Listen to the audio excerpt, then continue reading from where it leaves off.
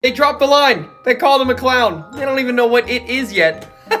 So, and welcome to Derry, episode 3 just dropped, and I'm hearing a lot of people say that they did not like this episode as a whole. And I just gotta say, why? If anything, this builds up exposition for the characters that actually matter, giving us more insight on Dick Hallorann and how he goes about doing the stuff that he does for the military. Pennywise more or less finding him instead of him finding it, knowing that wasn't supposed to happen that way. And honestly, Pennywise just teasing us to no end, using only his eyes to show that it's him. And at the end of the episode, as we see finally the silhouette of it, which I'm being led to believe and would make more sense is it took different forms of different clowns leading up to what we already know. As we see this version of the clown at the very beginning of the episode, back during 1908. And shape-shifting and transforming for Pennywise is nothing new, so that seems like it would make the most amount of sense. The phantom chase scene in the graveyard was honestly really cool, even though we didn't get a lot scare-wise. I still think this episode was good regardless.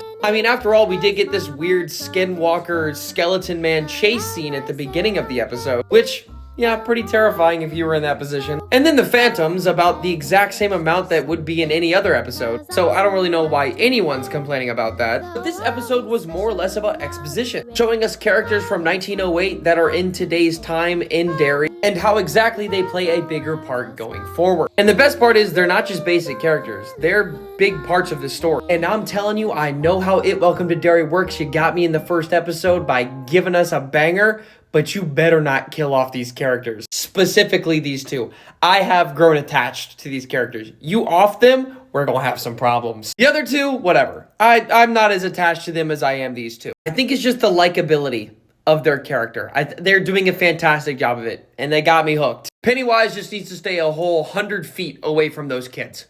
Legitimately. This episode was not bad.